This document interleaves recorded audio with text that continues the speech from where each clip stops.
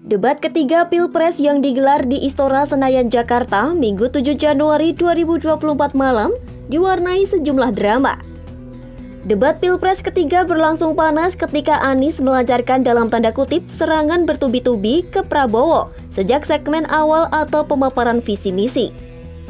Selain itu, ada beberapa drama yang juga terekam kamera selama debat ketiga Pilpres 2024. Apa saja?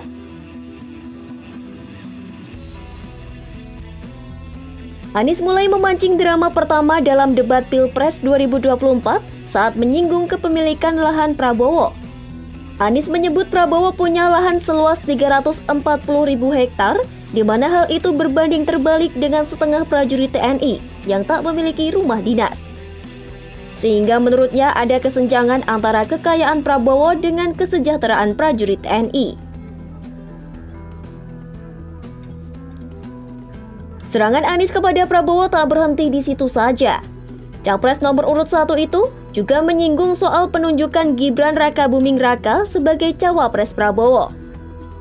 Anies bilang Prabowo telah melakukan kompromi etik, sehingga membuat Gibran melenggang ke panggung Pilpres 2024. Prabowo pun keberatan terkait pernyataan Anies yang menyinggung soal etik. Sebagai balasan, Prabowo bilang Anies adalah sosok yang menyesatkan karena tak memberi contoh yang baik terkait etika.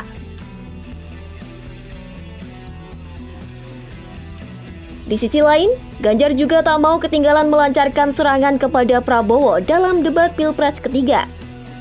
Ganjar bilang Prabowo tak siap untuk ikut debat karena Prabowo dinilai tak mampu memberi penjelasan lengkap soal minimum essential force atau kekuatan pokok minimal Kemenhan.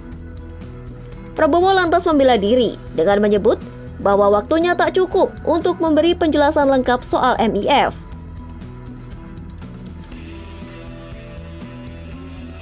Tensi panas debat Pilpres tak hanya terjadi selama debat berlangsung. Di akhir acara, Prabowo tampak tidak bersalaman dengan Anies. Sementara Anies mengaku bahwa dirinya sebenarnya sudah mencari Prabowo. Tapi menurut Anies, setelah debat ia tidak menemukan sosok Prabowo.